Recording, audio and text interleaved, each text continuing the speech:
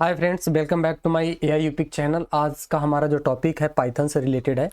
तो पाइथन में आज हम लोग क्या कर रहे हैं कि आज प्रैक्टिकल चीज़ें कुछ ऊप्स के बारे में बात करेंगे। मैं रियल चीज़ दिखाना चाहूँगा कि पाइथन कैसे वर्क करता है, और उस प्रैक्टिकल के साथ हम लोग चलेंगे कि मैं एक स्टेप बाय स्टेप आपको दिखाऊंगा। तो चलते हैं हम अपने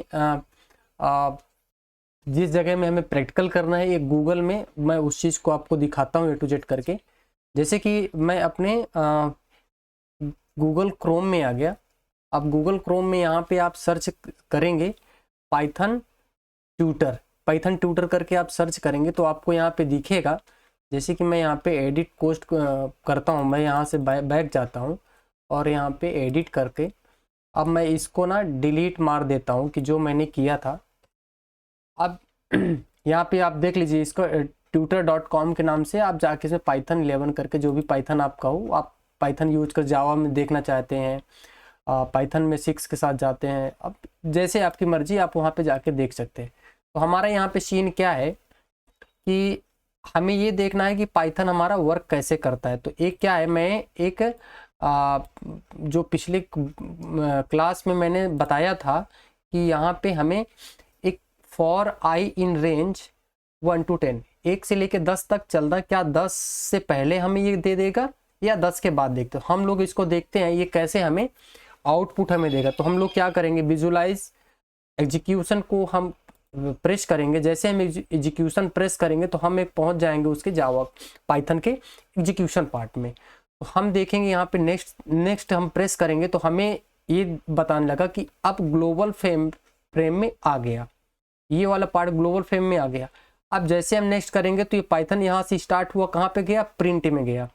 प्रिंट को किसको, आई में गया। आई से हम नेक्स्ट करेंगे तो आई को क्या करें, फार लूप में गया और फार में एक को नंबर यहाँ पे सर्च किया। देख सकते हैं यहाँ पे इस जगह में आप देख सकते हैं यहाँ पे 1 आ गया। अब हमें फिर से करना है, नेक्स्ट करेंगे तो ये फिर प्रिंट के पास फिर से आया। जैसे प्रिंट के पास आया और इसने 2 एग्जीक्यूशन किया है, 1 से लेकर 10, तो 2 में आ गया। अब ये क्या कर रहा है कि 3 में आने के लिए, अब ये 3 में आया, अब 3 के लिए रेडी हो चुका है। जैसे कि फॉर आई इन रेंज, जैसे कि अब रेंज प्रिंट आई में गया तो अब ये नेक्स्ट फिर से गया तो हमें 3 दे दिया।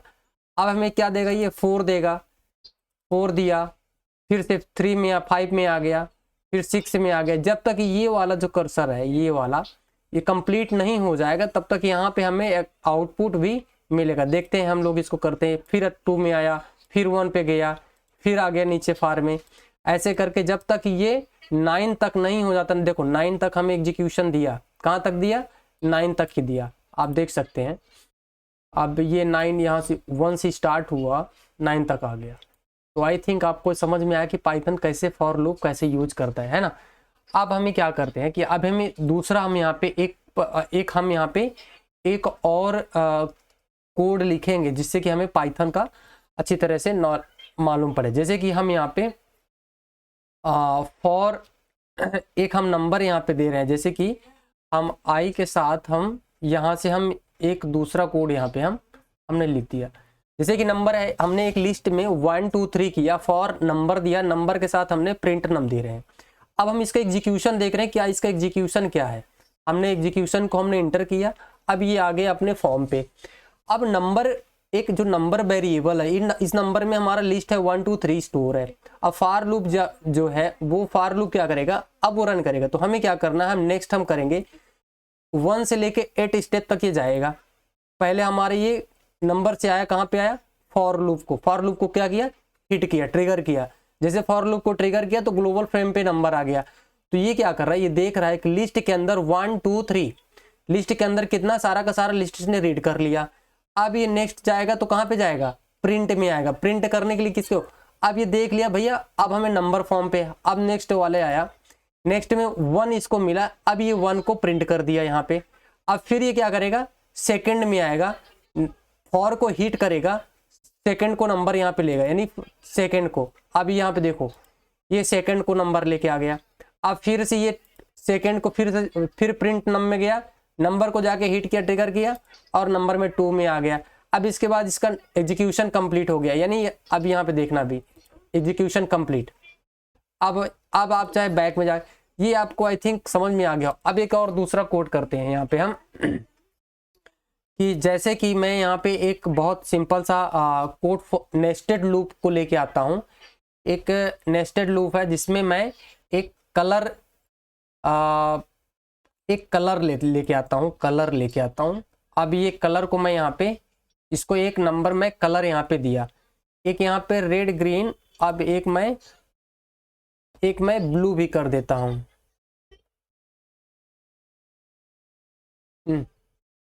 ब्लू किया यहाँ पे और ब्लू किया, बड़ी गलती है, ब्लू आया। अब यहाँ से मैं क्या करता हूँ, एक और इसी पे सिंपल सा कोड में लिखता हूँ, क्या ये एग्जीक्यूशन करेगा या नहीं करेगा। एक मैं यहाँ पे शेप दिया, यहाँ पे शेप सर्कल कलर को मैं इसको मैं मार्क डाउन कर देता हूँ। ये देखो जो मार्क डाउन के साथ कैसे काम करेगा और नॉन मार्क डाउन के साथ कैसे काम करेगा। अब हम इसको एग्जीक्यूशन करते हैं, देखते हैं कलर कितना ये हमें शेप में लेके जाएगा। जैसे कि मैं यहाँ पे एग्जीक्यूशन पार्ट को लेके गया, अब ये फॉर में डायरेक्ट आ गया, फॉर कलर।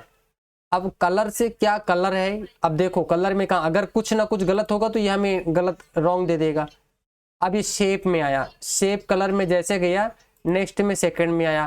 कहने का मतलब ये कह रहा है कि भाई आपके पास ना ऐसे कुछ है ही नहीं जो कि आप रॉन्ग कर रहे हो। अगर इस तरह का कोड अगर आप लिख रहे हो तो इसका मतलब ये है कि आप इस शेप को यहाँ पे आप दे दो।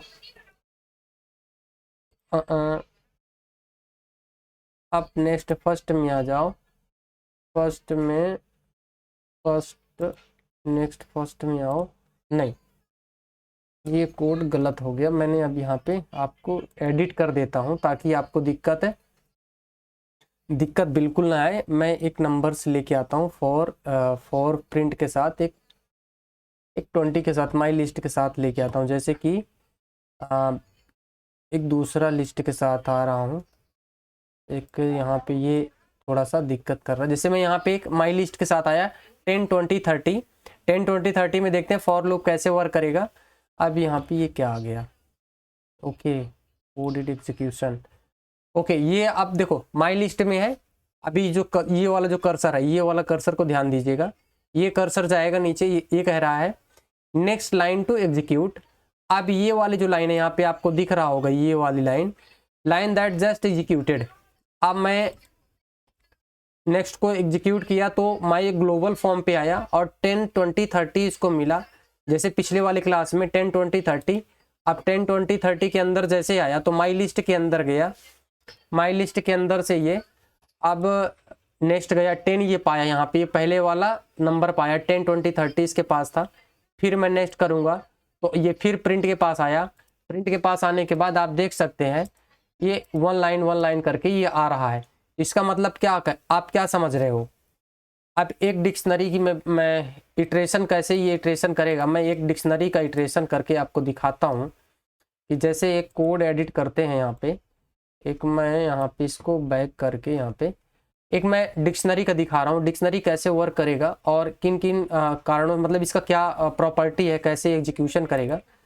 हम लोग आ गए अपने पाइथन एग्जीक्यूशन करने के लिए। पिछले क्लास में मैंने बता रहा था कि ये कैसे एग्जीक्यूशन करता है, तो मैं उसी को आज मैं यहाँ पे आपको दिखा रहा हूँ। जैसे कि मैंने यहाँ पे फर्स्ट डिक्ट में आया, डिक्शनरी को यहाँ पे डिक्ट ले लिया, माई डिक्ट यहाँ पे ये वेरिएबल्स है, वेरिएबल 1 पेयर के वैल्यू में है, 1 ए के फ्रेम में 1 है, बी के पेयर में 2 है, सी के पेयर में 3 है।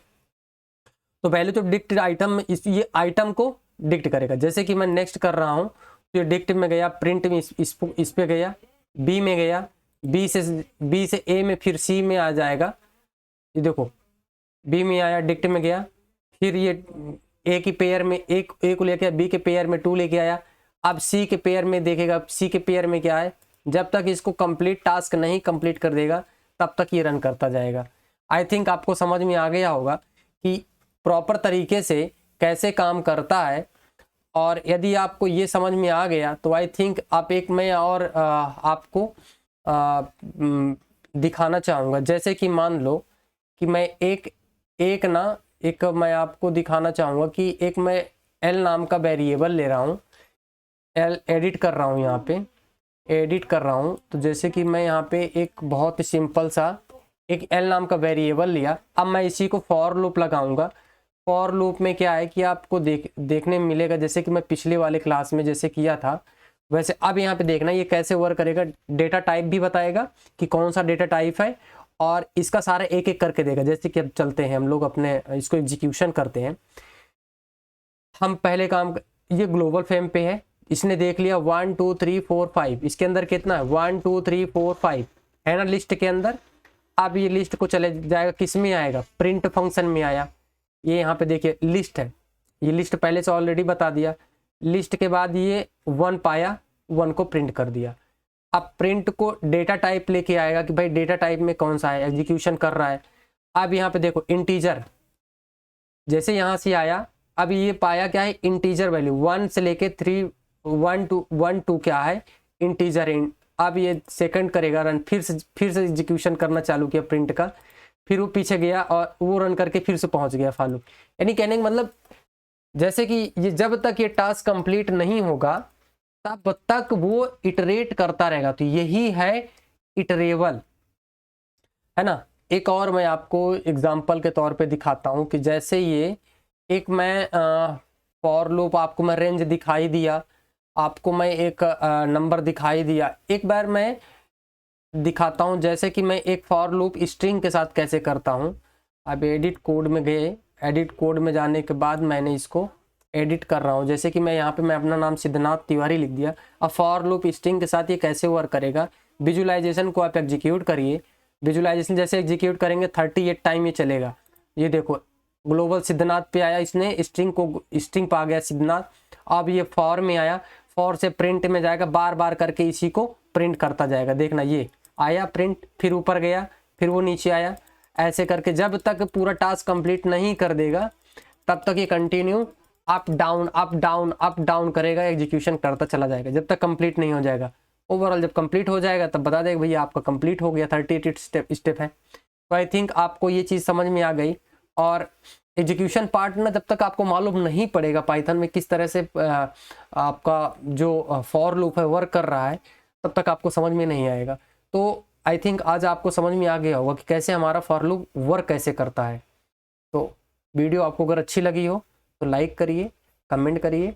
अगर हाँ, एक और ख़ास आज इन्फॉर्मेशन है, मैंने रोड मैप रेडी कर दिया है, जनरेटिव एआई लेके आ रहा हूँ। जनरेटिव एआई के अंदर बहुत कुछ लेके आ रहा हूँ, जैसे कि रियल लाइफ का आप जनरेटिव एआई से प्रोजेक्ट बनाओगे, N8N का भी प्रोजेक्ट लेके आ रहा, लर्निंग लेके आ रहा हूँ, और उसको मैं लाइव रिकॉर्ड रखूँगा, लाइव स्ट्रीमिंग करूँगा।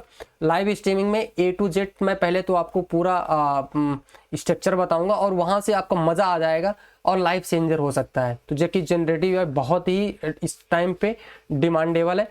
रैग भी सिखाऊँगा, आपको प्रोजेक्ट बताऊँगा, और LangChain, LangSmith और एजेंटिक एआई एजेंट्स कैसे बनाते हैं, और साथ में बहुत सारी चीज़ें हैं वहाँ पे। मैंने लगभग वो 8 वीक का है। 8 वीक में मैं उसको शेड्यूल कर रहा हूँ कि मैं नाइट में ही रखूँ, 8 से 9 बजे के बाद ही रखूँ उसको मैं लाइव। संडे को मैं सोचता हूँ उसको मैं थोड़ा सा इवनिंग में रखूँ, ताकि वो लाइफ में कहीं दिक्कत ना आए, और मेरे को थोड़ा सा टाइम नहीं मिलता, इस वजह से मेरा थोड़ा सा नाइट में ही शेड्यूल सारा का सारा होगा।